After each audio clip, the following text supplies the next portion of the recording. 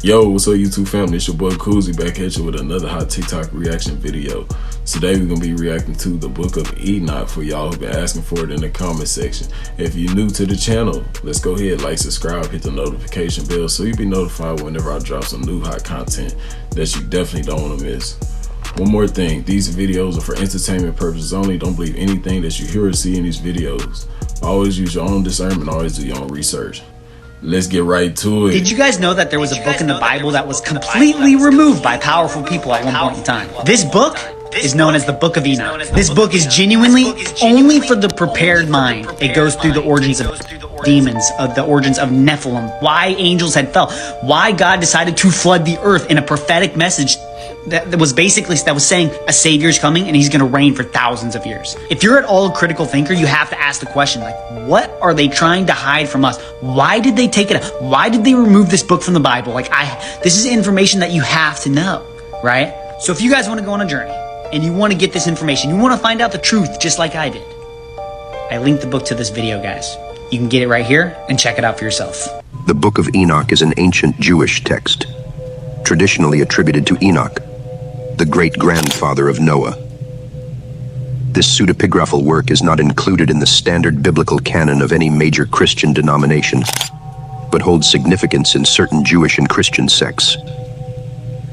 The book details complex themes of angelic hierarchy, divine judgment, and mystical phenomena, offering a narrative about the origins of evil and the fate of the universe.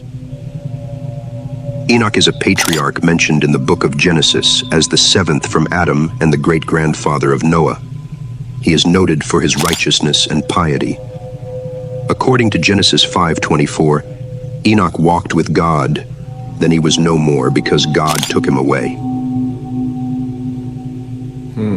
This cryptic passage has led to much speculation about his role and fate, which the Book of Enoch expands upon, depicting him as a mediator between the divine and human realms, and a scribe of the celestial order. In the Book of Enoch, the Watchers are a group of angels tasked with watching over humans on earth. However, they eventually fall from grace by becoming too... Is it me or do those so-called Watchers favor those so-called Anunnaki that a lot of people be talking about? You know what I'm saying? Hey, y'all still be getting me with that, but y'all gonna learn the origin of that right now. Involved with human affairs. They teach humans forbidden knowledge such as weapon making, cosmetics, and sorcery. And they father children with human women. These children are known as the Nephilim. Don't they kind of remind y'all of the Anunnaki teaching the Sumerians, you know what I'm saying, or ancient Mesopotamians, those fallen angel techniques, you know what I'm saying, the makeup and how to work with the metals of the earth and all that stuff, and astrology and all that? You're gonna find out more, y'all. Nephilim are described as the offspring of the sons of God, the Watchers, and the daughters of men in Genesis 6:4 and the Book of Enoch. These beings are depicted as giants or mighty men who were of old, men of renown. Their presence on earth is characterized by chaos and violence, which ultimately leads to divine intervention. The Book of Enoch portrays the Watchers as being initially well-intentioned, aiming to assist humanity. However, their teaching of forbidden knowledge and procreation with humans is seen as a transgression against divine commands, disrupting the intended order and balance of creation. In some modern interpretations and alternative histories, the narrative of the Watchers and the Nephilim is connected to the Anunnaki, gods of Sumerian mythology. The Anunnaki from the planet Nibiru also came to Earth and created humans. The flood myth, which appears in the Epic of Gilgamesh and is paralleled in the story of Noah's Ark, is interpreted as a deliberate act by the Anunnaki to purge the earth, including the Nephilim, by letting Nibiru's gravitational forces cause a great flood. Mitzit Hermon, a significant mountainous region on the borders of modern-day Lebanon, Syria, and Israel, is mentioned in the Book of Enoch as the location where the Watchers descended to earth. It is traditionally regarded as a sacred place, symbolizing the gateway between the divine and the earthly, a fitting site for such celestial interactions. The connection between the Book of Enoch, the Nephilim, and the Anunnaki weaves a narrative that spans multiple ancient cultures and mythologies. It suggests a shared mythos or a common interpretative thread among ancient peoples about divine beings influencing human history, either through direct intervention or through the offspring they leave behind. This blend of mythological and religious texts with modern interpretations challenges our understanding of ancient history and the boundaries between the celestial and terrestrial realms.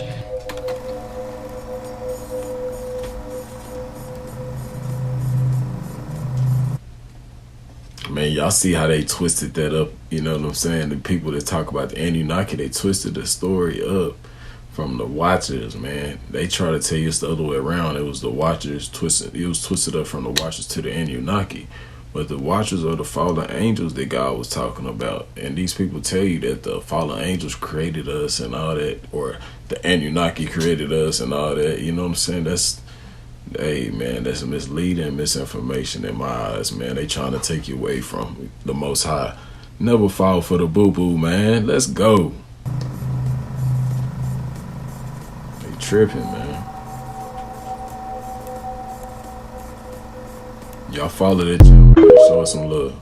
There's a chance the Book of Enoch is revealing the truth. According to what we now know, the Book of Enoch was suppressed in the 4th century because it did not accurately reflect the ancient scriptures. What if this isn't the case? What if it was because it accurately depicted human nature? In the book, it is explained how a group of angels known as the Watchers started rebelling against God and started teaching people things they weren't supposed to know, such astrology and how to make nuclear weapons. They started lying to human women in addition to doing that, which led to the creation of the Nephilim. Others claim that the book is untrue, yet given the descriptions of how the earth was formed, the positions of the sun and moon, and even the current whereabouts of the Watcher angels, perhaps. You may not believe it, but in the forbidden book of Enoch, fallen angels desecrated themselves, turning from God and taking human wives. Enoch 6:1-2. And it came to pass when the children of men had multiplied that in those days were born unto them beautiful and comely daughters. And the angels, the children of the heaven, saw and lusted after them, and said to one another, Come, let us choose use wives from among the children of men, and beget us children. Enoch 7:1. And all the others together with them took unto themselves wives, and each chose for himself one. And they began to go in unto them, and to defile themselves with them. Enoch 7:11. And the women conceiving brought forth giants. Like and subscribe for more. This one truth about the book of Enoch is going to blow your mind, and you're going to realize how far the deception goes. Check it out. And before you say anything bad about the book of Enoch, the book of Jude in our Bible references the book of Enoch, saying that he prophesied these things. In fact, the book of Enoch is in the oldest Bible, the Ethiopian Bible, and that Bible contains 88 books. So then the question is, why isn't it in our Bible? The Bible that we have today is the canonized version. That just means the Catholic Church and popes came together and decided what books went into our Bible. Yeah, that's not a red flag at all. For real though, and notice that he said the canonized Bible. Canonized. Canaan. Yeah, you get it? Canaan. Cain. You get it? Yeah. Okay, yeah. Nevertheless, the oldest Bible contains it, so I'm gonna go with the oldest. Disclaimer, there are a bunch of fake book of Enochs out there, so if you're going to research this book, make sure you do your due diligence and get the right book of Enoch. Jesus said, as it was in the days of Noah, so shall it be when the Son of Man returns. And Enoch accurately describes what happens in the days of Noah, so why is it not in our Bible? Watch these Christian movies on Tubi, subscribe and follow. The book of Hey, I don't know about y'all, but the way things going right now, all the gene manipulations and, you know what I'm saying, gene splicing and stuff like that going on right now, you know what I'm saying, cloning and everything. Hey, I would think it was the days of Noah right now. If not, shit, it's finna be pretty soon.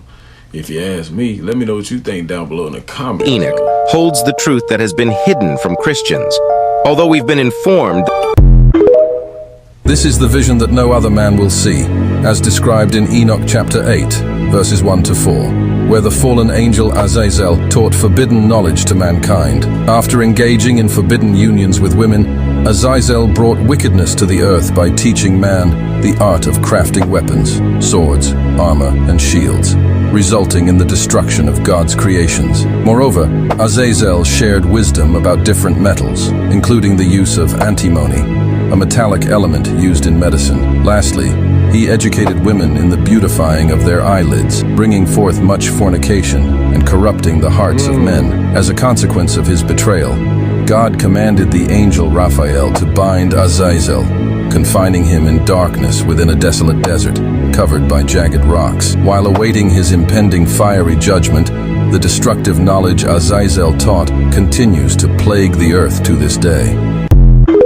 It says, y'all see that, man? The stuff that we was taught way back then, our ancestors, you know what I'm saying, the people who's before us, it still trickle down to us this day, you know what I'm saying? It's still in our bloodline. It's all around us, our society, everything. The women, the beautifying of the faces, us, the men going to war, you know what I'm saying? We like our war weapons and all that, you know, guns and all that stuff. All that come from them, man. You know, it's all been, what they say is there's nothing new under the sun.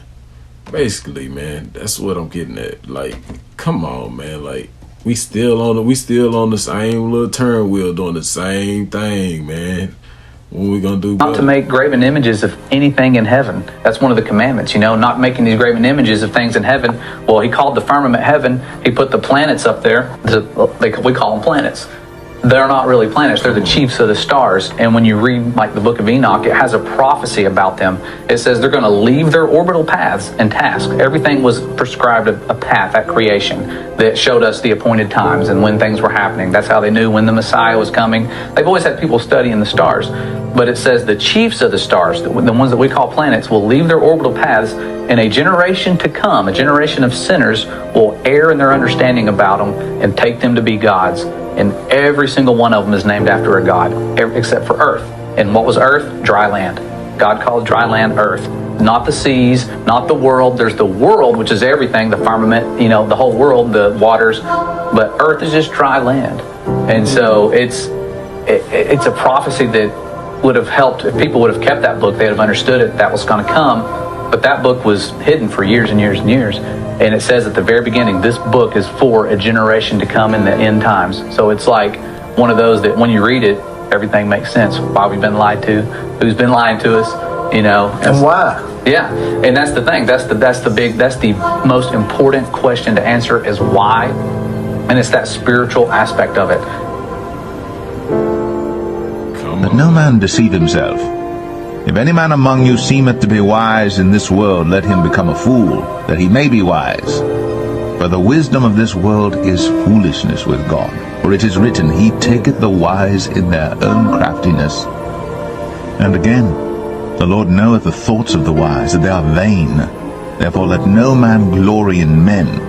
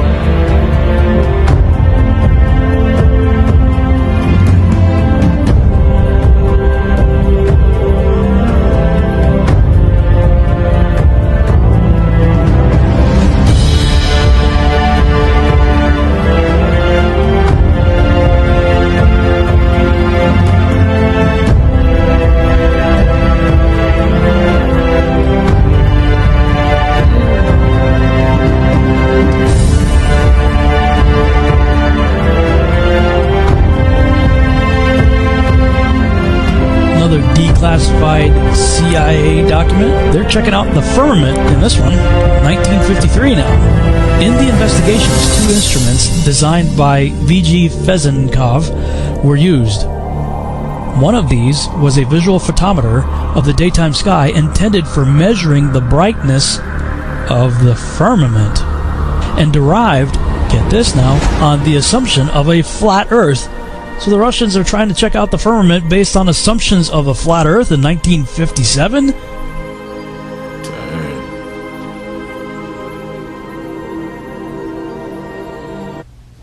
Man, I tell you one thing though, if this footage is real and everything that they've been saying is real, you know, in these clips so far, man, hey, it kind of make you wonder why they, you know, would take this out and say that it ain't, you know, it ain't real, or it's not, you know, reliable, you know, text, as we would say. You know, like I guess, you know, it make a lot of sense, but it's only gonna get better. So if you was thinking about leaving, I'm telling you, you definitely gonna miss something that you gonna want to hear or see. Man, let's go, let's get it.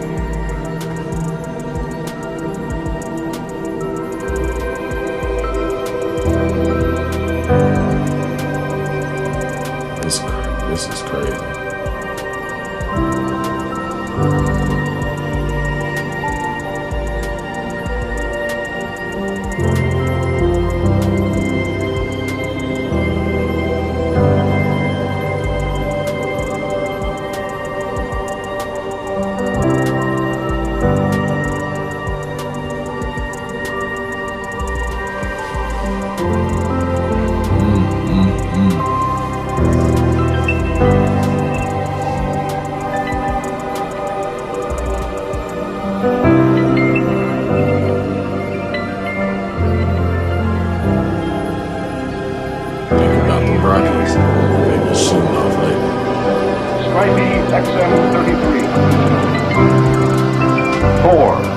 By a pod-carrying Thor missile. Its yield was 1.4 megatons.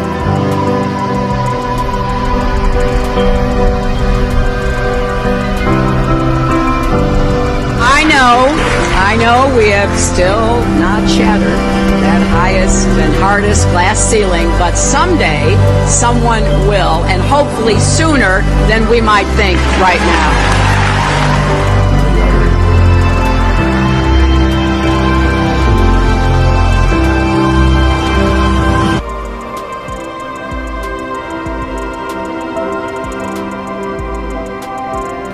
Ooh, just like it hit some water.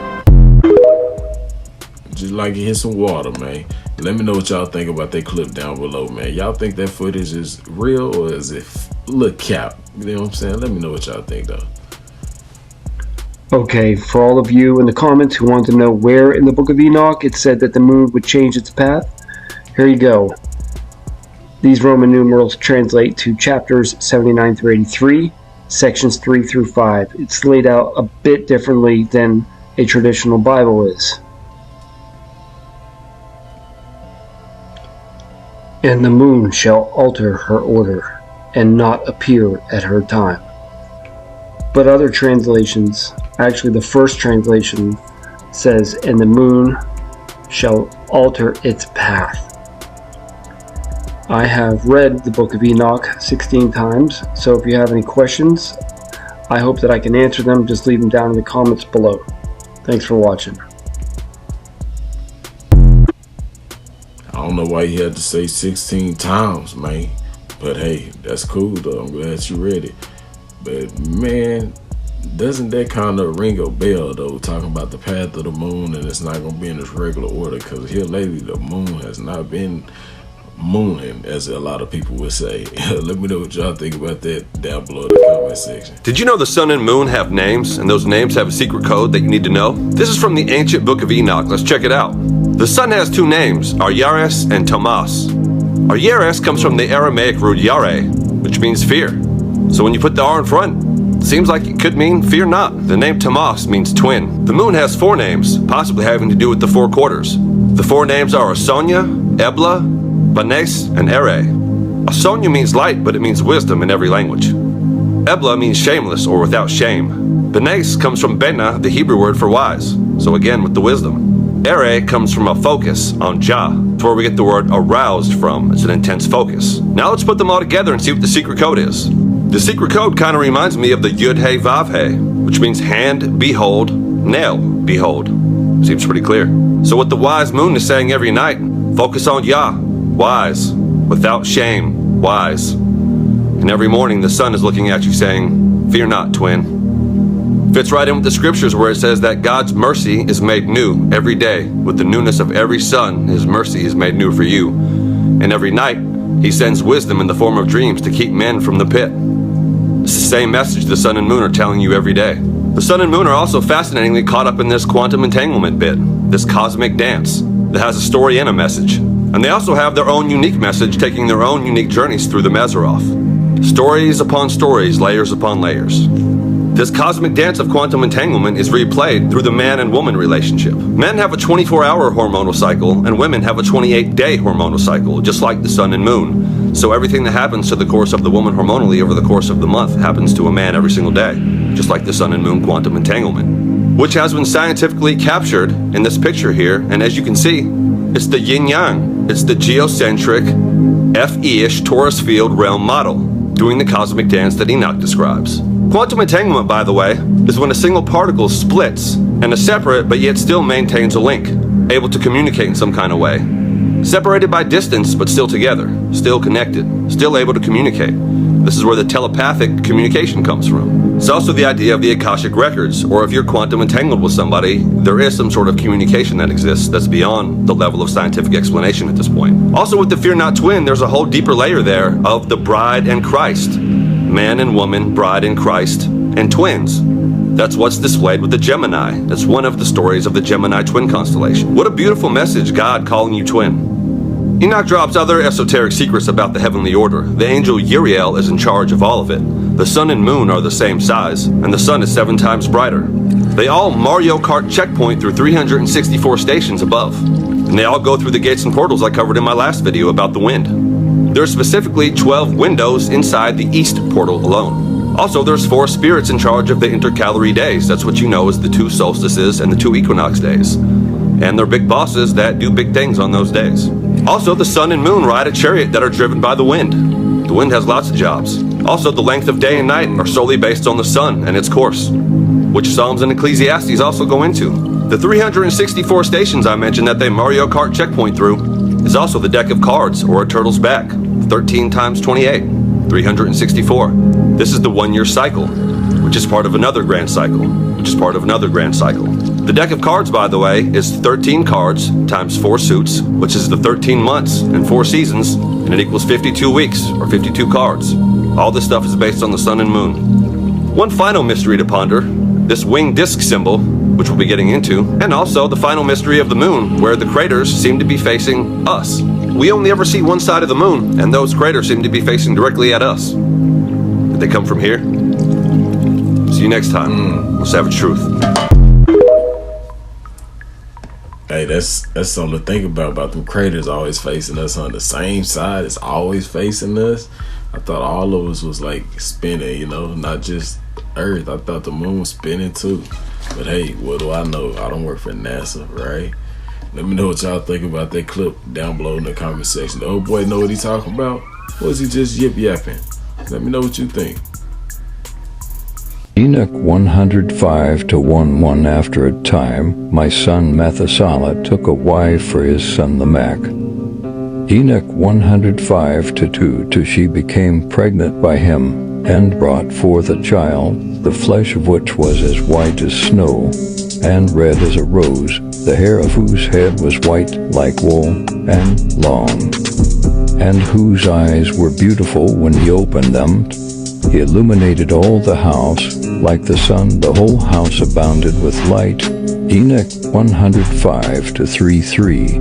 And when he was taken from the hand of the midwife, opening also his mouth, he spoke to the Lord of righteousness, and Lamech his father was afraid of him, and flying away came to his own father Methuselah, and said, I have begotten a son. Unlike 2 other children, he is not human, but resembling the offspring of the angels of heaven, is of a different nature from ours, being altogether unlike to us.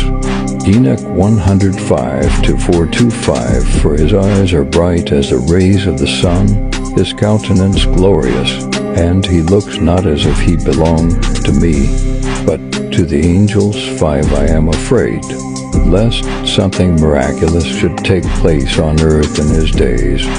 Enoch 105-6. And now, my father, let me entreat and request you to go to our progenitor Enoch and to learn from him the truth, for his residence is with the angels. Makeup is forbidden by God. Let me stop there right quick for y'all who don't know or understand.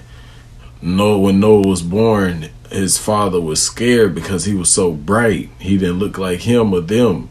He was so bright, you know. From what they said Noah and them was black, fair colored people. Remember, they are in Africa, y'all. Okay, yeah. And he was so bright, you know. Think albinism, you know what I'm saying? Bright with white hair, you know, like albino, you know, hair like wool, like a sheep, like wool. Get it? You got it? Yeah, like curly. Yeah, and eyes, like how albinos have, like, I guess, red eyes, or, you know, they all have some kind of different color eyes, but, like, not normal eyes like everybody else, is what I'm saying. Y'all know what I'm getting at. Y'all know what I'm getting at, though, but, like, his dad was scared of him because of that, though. But let me know what y'all think about that down below, man. Is that, you know, is that a little crazy, y'all, or do y'all think he was part alien? And Unaki, let me know what y'all think. I'm not telling you not to wear makeup, but I want you to know the history of it. The word glamour actually means to cast a spell on someone. That's why when you do your makeup, you use a brush, which is actually called a wand, and when you rub it on your face, you turn into something different. Look at this picture. This guy did not used to look like this before he started wearing glamour or makeup. Look at the definition. The original definition of glamour is actually magic. That's why you see for definition number 2, it says enchantment or magic. It's the archaic version or the original version of what glamour means. And in the book of Enoch, angels actually came down to earth to teach women how to use makeup. And this is what it says. In the book of Enoch, it says the fallen angel, Azazel, taught men to make swords and knives and shields and breastplates, made known to them from the metals of the earth, and the art of working them, and bracelets and ornaments, and the use of antimony, and the beautifying of the eyelids. If you read the book of Ezekiel, where it talks about Jezebel, it also mentions the beautifying of eyelids. That is because it makes you look better than you actually do. It's transformation. It's a ritual, basically. It was taught by angels. Ladies, all my females out here, my female subscribers and supporters, get in the comment section, let me know what y'all think about that. The truth about mermaids is way darker than you think. As many of us know, mermaids are humanoid creatures that are half human and half fish. But not many people know that mermaids were actually mentioned in the Bible. In the book of Enoch, it states that angels in heaven wanted to have wives like the men on earth, and due to this, they were vanished from heaven. And when these fallen angels arrived on earth, they started to have kids with women and create families. And these women that bared the children of the fallen angels were given the punishment of becoming the first ever mermaids. Their punishment was to be turned into underwater monsters known as sirens. And these women were bound to the deepest parts of the ocean for being the wives of fallen angels. Tales about these mermaids date back all the way to the 14th century, where it was said that sailors would be lured by beautiful women that would later turn into hideous monsters that will drown the sailors. But what do you think? Are mermaids real? What y'all think? Let me know.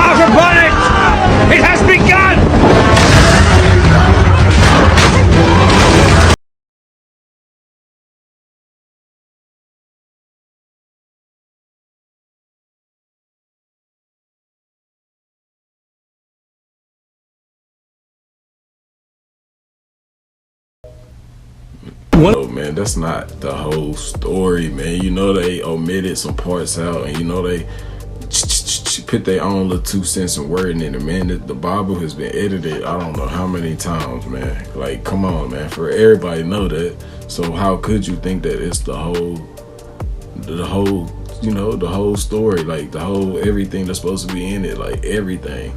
Like, giants were petrified after the Great Flood. There are several mountains and islands that seem to look too humanoid to be random formations. There is even a movie called Moana, where there was an island that was a sleeping giant woman. We all know of the story about the Nephilim giants in the Great Flood.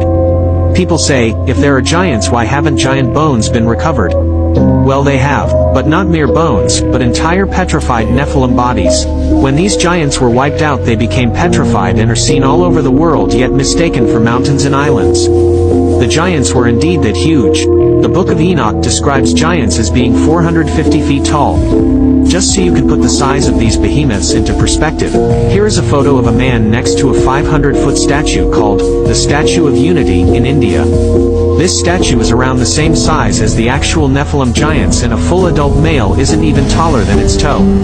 These giants were so tall that they could easily be mistaken as a mountain once petrified and vegetation grows around and over them. Here are the 5.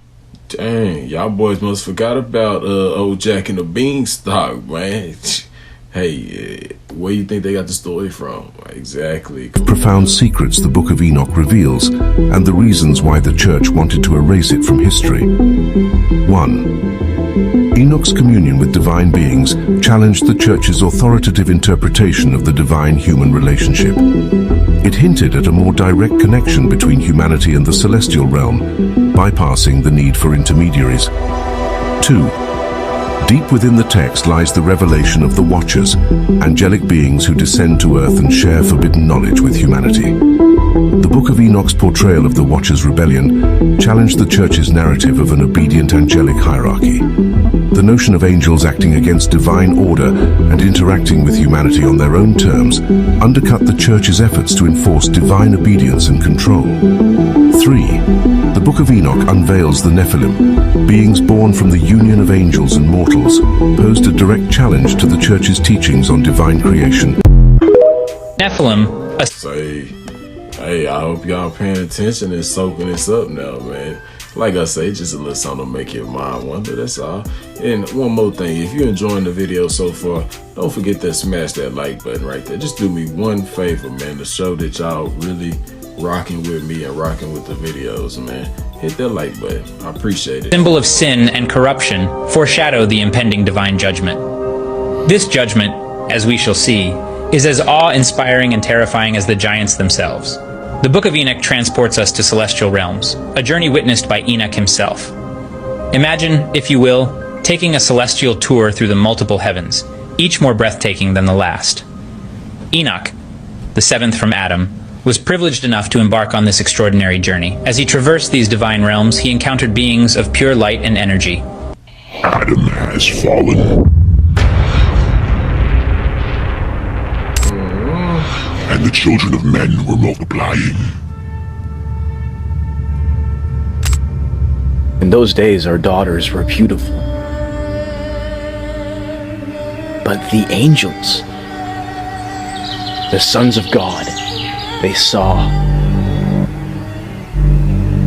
and they were consumed with lust. One day, they decided that they wanted to come down to earth and marry our women. They wanted to have children of their own. But Semyaza, the chief angel, the leader of the Watchers, he gets scared that he would get punished alone for this great sin. So those angels, they bound themselves together with a sacred oath. They swore they would never abandon this plan, straight from the Creator. See, they descended in the days of Jared on the summit of Mount Hermon, and they took unto themselves wives. Each chose for themselves one, and they began to defile themselves with them. These angels taught these women charms and enchantments, magic. But when these women became pregnant, they bore the great giants. They consumed all our food, and it wasn't long until it was impossible to sustain them. And when our supply ran out, the giants turned against men.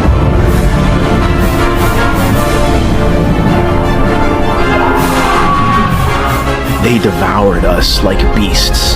They sinned against our birds and beasts. The whole earth was corrupted.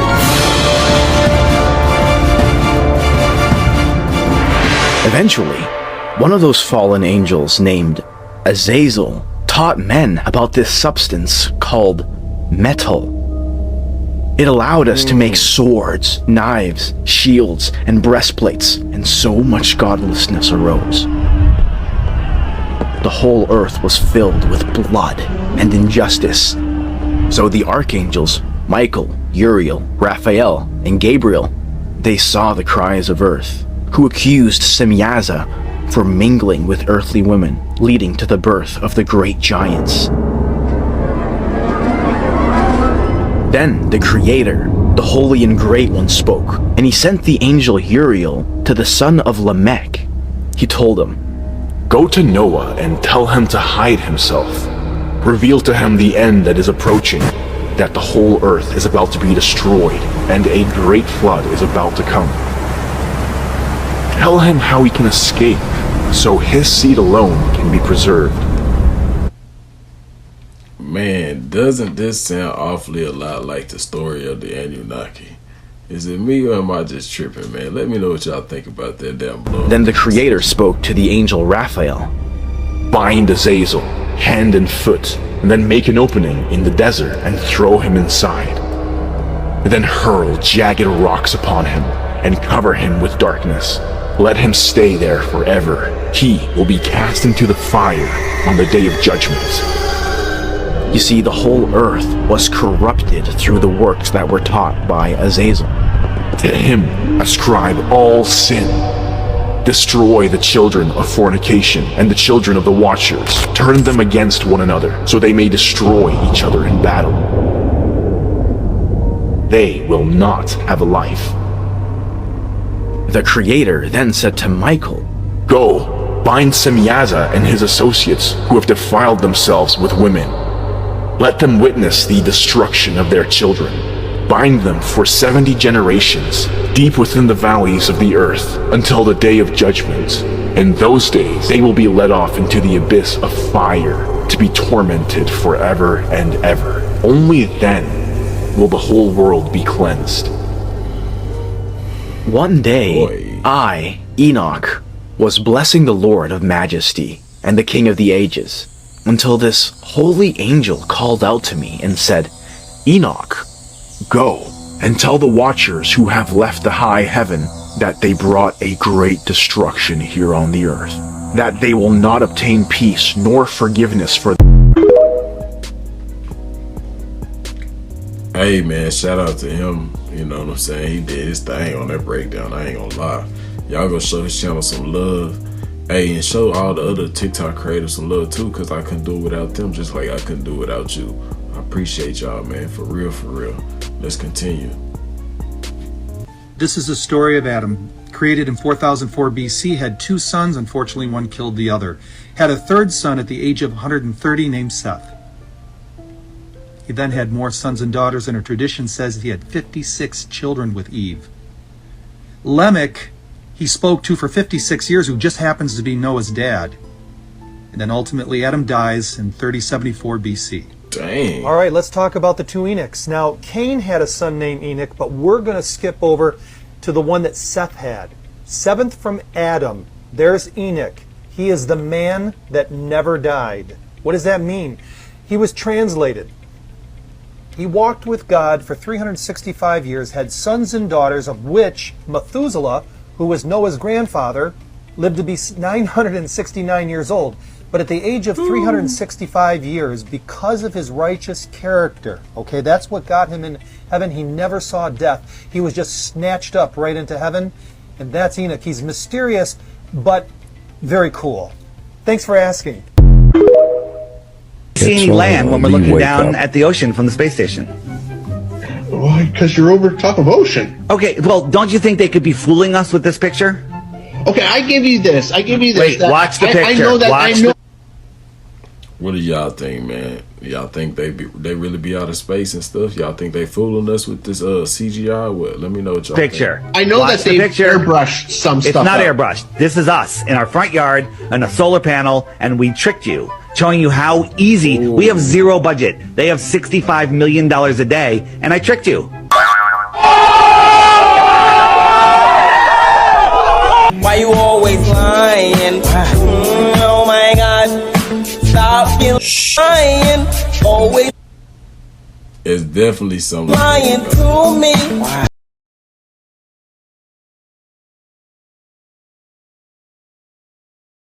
Yeah. This is a ball.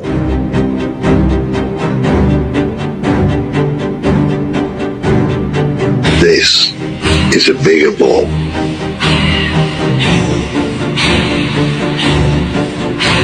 The size of ball makes no difference. The geometric principles remain the same.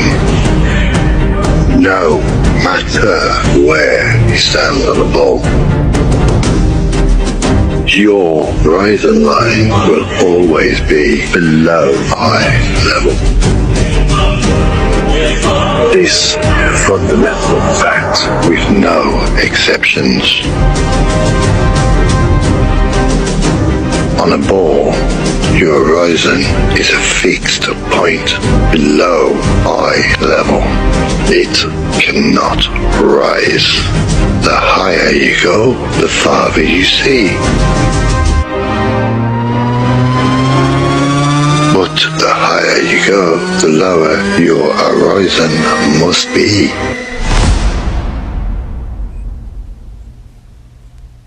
And it can be demonstrated all day long.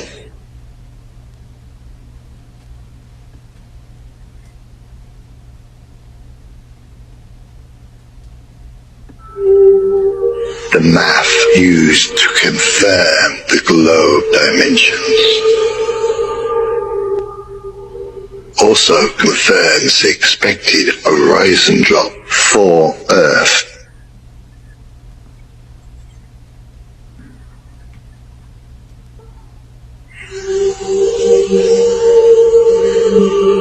So, when the math confirms what our common sense already tells us, and we see this at ground level,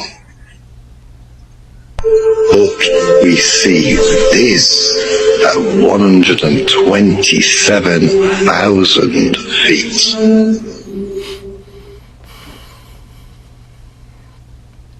Stay with me, people. This ain't rocket science.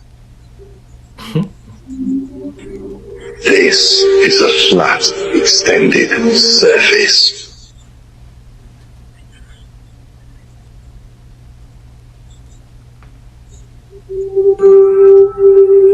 So is this.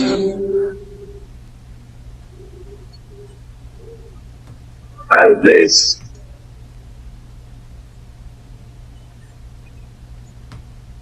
And this.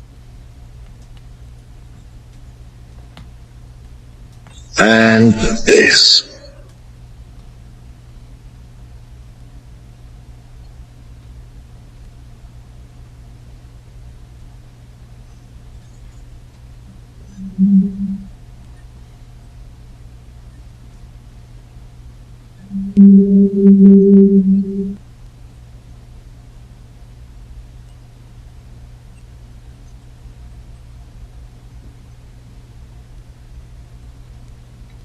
He telling y'all, man, the earth is flat, man. Do y'all get it? You catch this drift yet?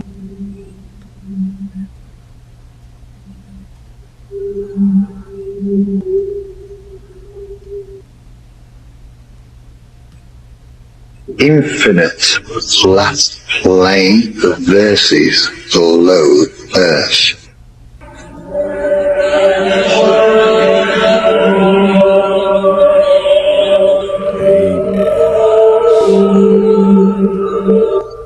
Proof is in the pudding.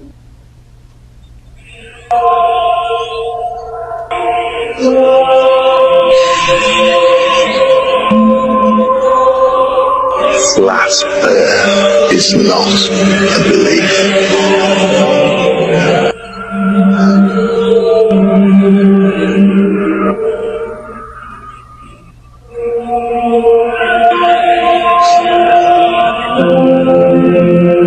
It's an observation.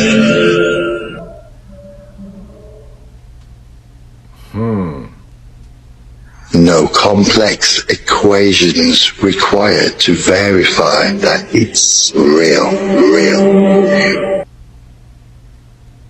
Satan's true name is God.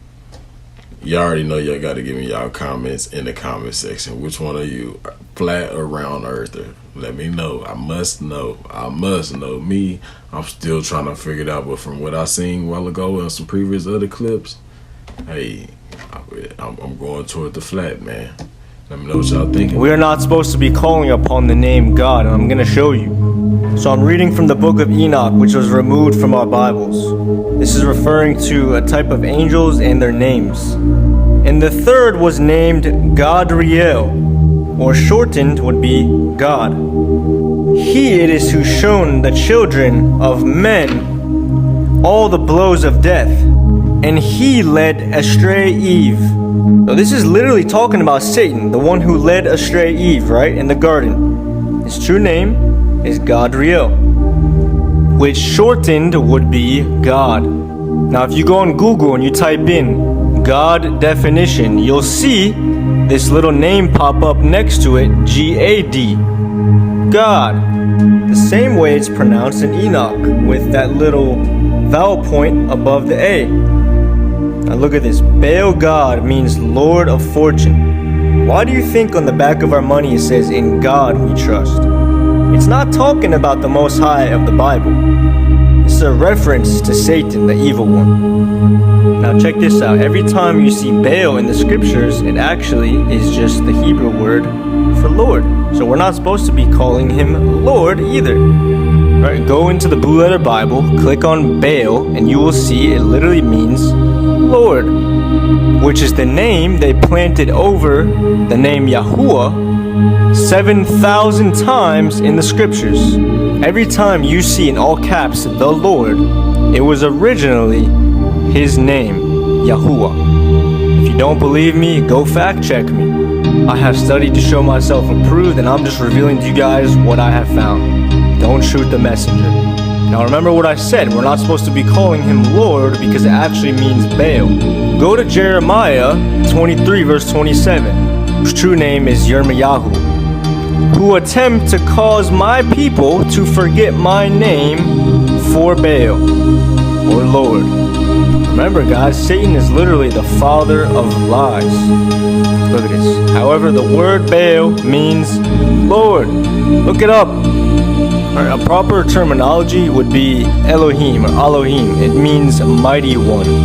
But we should really be calling upon his name. Now, I can confidently say that the Most High knows our hearts. And he is abundant with grace and mercy. But now that you have this information, do your research on the name of Yahuwah and pray about it. Alright, don't treat this pearl like a swine. We all need to study to show thyself approved, right? That is a duty that we all have. So don't just push this aside and continue to say God. Go do some research and prayer. I'll see y'all in the next one. Don't forget to like and follow. Hey man, go show his channel some love, man. He always comes with some heat too, man. And I like how he did that. He not telling y'all that God, Satan is God. He's saying that it's misleading that, you know, like I said, man has touched it. It's tainted, man. trying to flip it around. Remember they said they gonna try to make good seem evil and evil seem good, man. And he just did the translation for you, man. Lord means Baal and Gadriel, God, and there means God. I mean, dang, I don't know about the Gadriel being the devil or Satan, you know what I'm saying, Lucifer, because I thought Lucifer was Satan. I think really, personally, that, you know, he's one of Satan's, you know, that's another name for Lucifer or something. I don't know. We got to do more research on that. But that's not what we're going to, you know what I'm saying, be distracted by right now. Y'all let me know what y'all think about that clip, though, man. We can't be misled no more. It's nobody else's fault but ours if we continue to be misled, man. And keep calling God, and keep calling Gadriel God, and keep saying Lord and calling Baal Lord, instead of calling on our Father's name, his real name, you know what I'm saying, Yahuwah. I mean, they tell it, it just shows you they change his name and put their names there, so you be calling on them instead of our Father. It make perfect sense, man. They trying to mislead you. Let's get it, man. Let me know what y'all thinking, though, man. The world. He tells Raphael to throw upon him pointed stones and to cover him in the darkness, so that Azazel will remain there forever, devoid of all light. On the great day of judgment, God is set to task Raphael with casting Azazel into the fire. God tells Archangel Gabriel to destroy the Nephilim, the giants, or the offspring of the Watchers, by turning them against one another. He intends for them to perish by mutual slaughter. God finally tells Archangel Michael to confront the leader of the Watchers, Samjaza, and to tell him that he and his allies who had fornicated with the women, that they are polluted, and that their sons, whether their own angelic sons or the sons they had fathered with the mortal women, will be slain before their eyes for 70 generations. Then, after witnessing the butchering of their offspring, they will be taken to the lower depths of hell, where they will meet fire and be locked away forever. By chapter 12, we are told that Enoch was engaged by the Watchers, and that they called him Enoch the Scribe. It appears that God tells Enoch to relay his message to the Watchers, that they will never ever have peace as a result of what they have done. There seems to be an inconsistency here, because Archangel Michael would have no doubt already done this, as God had asked him to do so in the previous chapter. It could be that Enoch is told to do this so as to exemplify God's message, in that the Watchers are being told by both the archangels who are above them and by the mortals who are beneath them. By having Enoch tell them their fate, it shows the Watchers that they are no longer above mankind in God's eyes, for they are being told their fate by a man, thus putting them on the same level and maybe even above them. In chapter 12, 5-7, he states, "Then the Lord said to me, Enoch, scribe of righteousness, go tell the Watchers of heaven, who have deserted the lofty sky and their holy everlasting station, who have been polluted with women, and have done as the sons of men do, by taking to themselves wives, and who have been greatly corrupted on earth, that on the earth they shall never obtain peace and remission of sin. For they shall not rejoice in their offspring, they shall behold the slaughter of their beloved, shall lament for the destruction of their sons, and shall petition forever, but shall not obtain mercy and peace." In chapter 13, it's interesting that Enoch only seems to confront Azazel, the apparent main culprit in all of this, despite the leader of the Watchers being Samjaza. It's possible that while Samjaza only sought to fornicate with the women and share some secrets of the heavens, he did not share the malice that Azazel did in teaching men about warfare. Notice, Azazel does not appear to take interest in the mortal women. The Book of Enoch describes 10 different levels of heaven. Enoch was taken to each heaven by an archangel, and Enoch witnessed what each level of heaven had housed. Some of the beings in the higher realms in heaven frightened Enoch so much that he fell down in terror. In this video, I will be explaining every level of heaven described in the Book of Enoch. A quick disclaimer: my ultimate goal is to turn you all to the Most High. I do not want any of you praising angels or any other heavenly figure than our Lord and Savior Jesus Christ. Alright, now that that's over, it's time to get into the 10 levels of heaven. The beginning of 2 Enoch reads, "There was a wise man and a great artisan whom the Lord took away. And he loved him so that he might see the highest realms, and of the most wise and great and inconceivable and unchanging kingdom of God Almighty, and of the most marvelous and glorious and shining and many-eyed station of the Lord's servants, and of the Lord's immovable throne, and of the ranks and organization of the bodiless armies, and of the indescribable composition of the multitude of elements, singing of the army of the cherubim, and of the light without measure, to be an eyewitness. This verse is explaining how the Lord viewed Enoch as such a great human that he took him to heaven while he was still alive. The only other person to go to heaven while they were still alive is the prophet Elijah. As we continue to go deeper into the book of Enoch, Enoch himself explains the encounter he had with the angels that took him to heaven. He details how he first had a dream about these beings coming into his room, and when he opened his eyes, they were actually standing there. And I lay on my bed sleeping. And while I slept, a great distress entered my heart, and I was weeping with my eyes in a dream. And I could not figure out what this distress might be, nor what might be happening to me. Then two huge men appeared to me, the like of which I had never seen on earth. Their faces were like the shining sun, their eyes were like burning lamps. From their mouths, fire was coming forth. Their clothing was various singing. Their wings were more glistening than gold. Their hands were whiter than snow. And they stood at the head of my bed and called me by my name. Then I awake from my sleep and saw those men standing in front of me in actuality. Then I bowed down to them, and I was terrified, and the appearance of my face was changed because of fear. Then those men said to me, "Be brave, Enoch. In truth, do not fear. The eternal God has sent us to you. And behold..." Man, I'm just gonna say it. Are y'all thinking these could be some sort of aliens? Interstellar or interdimensional beings? What are y'all thinking these angels are? What are y'all thinking, man? I don't know. I don't know, man. It sounds like they could be some sort of aliens or something, man. Some type of beings, man. They sound like the good guys, but I don't know, man. Let me know what y'all think. The first heaven is directly above the firmament above the earth. The firmament is a dome-shaped structure that covers the earth according to the Bible. And we can also see this early depiction of the firmament in several ancient cultures, even the most advanced. Enoch describes seeing a huge body of water, far larger than any ocean on earth. God says in the Bible that there is water above the firmament. Genesis 1 verse 7 says, "And God made the firmament, and divided the waters which were under the firmament from the waters which were above the firmament, and it was so." Now let's take a look at how Enoch explains the first heaven in his own words. "And they took me up onto their wings, and carried me up to the first heaven, and placed me on the clouds. And behold, they were moving. And there I perceived the air higher up, and higher still, I saw the ether. And they placed me on the first heaven. And they showed me a vast ocean, much bigger than the earthly ocean." Then Enoch goes on to explain seeing a mysterious group of figures known as the elders. Enoch also explains seeing 200 angels who govern the stars.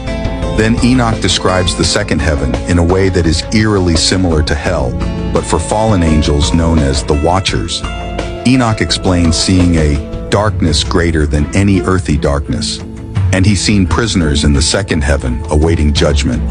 He asks an angel why they were imprisoned, and the angel said this, "I said to the men who were with me, 'Why are these ones being tormented unceasingly?' Those men answered me, 'These are those who turned away from the Lord, who did not obey the Lord's commandments, but of their own will plotted together, and turned away with their prince, and with those who are under restraint in the fifth heaven.'" I will explain the emphasis on the fifth heaven when I describe that particular level, because it's a big part of the story. The third heaven Enoch saw was a heaven full of paradise for the righteous. The righteous people will inherit this heaven for their good deeds. However, there is also another side of this heaven very similar to hell. Let me describe what this heaven will look like in more depth, and also fill you in on who the righteous people are. Enoch 2 verse 8 goes on to say, "And those men took me from there, and they brought me up to the third heaven, and set me down there. Then I looked downward, and I saw paradise. And that place is inconceivably pleasant. And I saw the trees in full flower, and their fruits were ripe and pleasant smelling, with every food in yield and giving off profusely a pleasant fragrance. And in the midst of them was the tree of life, at that place where the Lord takes a rest when he goes into paradise. And that tree is indescribable for pleasantness and fine fragrance, and more beautiful than any other created thing that exists. And from every direction it has an appearance which is good-looking and crimson, and with the form of fire. And it covers the whole of paradise. And it has something of every orchard tree and of every fruit. And its root is in paradise at the exit that leads to the earth. And paradise is in between the corruptible and the incorruptible. And two streams come forth, one a source of honey and milk, and a source which produces oil and wine. And it is divided into 4 parts, and they go around with a quiet movement. And they come out into the paradise of Edom, between the corruptible and the incorruptible. And from there they pass along and divide. What do y'all think he means between the corruptible and the corruptible and the uncorruptible? Let me know what y'all think. Into 40 parts, and it proceeds in descent along the earth, and they have a revolution in their cycle, just like the other atmospheric elements. And there is no unfruitful tree there, and every tree is well fruited, and every place is blessed. And there are 300 angels, very bright, who look after paradise, and with never-ceasing voice and pleasant singing, they worship the Lord every day and hour. And I said, how very pleasant is this place? And those men said to me, this place, Enoch, has been prepared for the righteous. The righteous are described in verse 9 as being those who suffer every kind of calamity in their life, and who afflict their souls, and who avert their eyes from injustice, and who carry out righteous judgment, and who give bread to the hungry, and who cover the naked with clothing, and who lift up the fallen, and who help the injured and the orphans, and who walk without a defect before the face of the Lord, and who worship him only even for them. This place has been prepared as an eternal inheritance.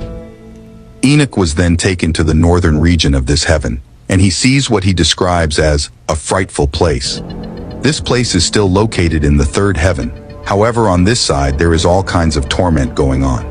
There is no light there, and Enoch emphasizes this mysterious black fire that blazes up. This is where I really made the connection to this potentially being hell. As Enoch is venturing through the northern region of the third heaven, he then notices a river of fire. And I couldn't help but to make the comparison to the Bible explaining hell to have a lake of fire.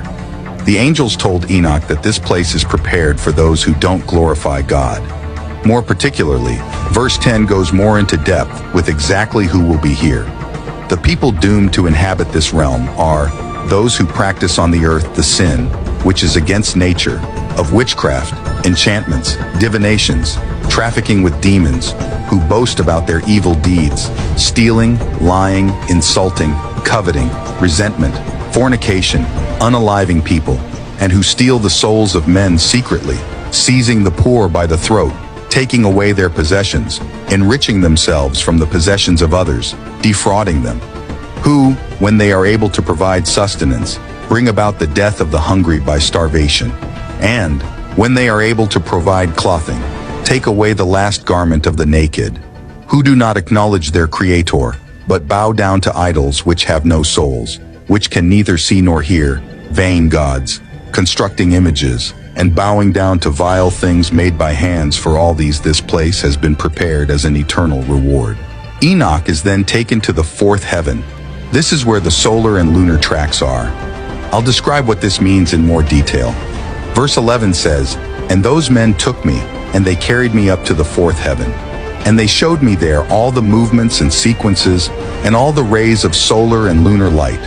And I measured their movements, and I compared their light. And I saw that the sun has a light 7 times greater than the moon. And I saw his circle and his wheels, on which he always goes, going past always like the wind, with quite marvelous speed. And his coming and his return give him no rest, day and night. And 4 great stars, each star having 1,000 stars under it, on the right-hand side of the sun's chariot, and 4 on the left-hand side, each one having 1,000 stars under it, altogether 8,000, going with the sun perpetually. And 150,000 angels accompany him in the daytime, and at night one. Well, guys, that was the book of Enoch. It's your boy Koozie. with another one. I hope y'all liked it, enjoyed it. It's been fun kicking it with y'all. I hope y'all been having a good time kicking it with me. If you're new to the channel and you liked it, don't forget to hit that like button, subscribe, hit the notification bell on your way out. It's your boy Cozy. I'm out.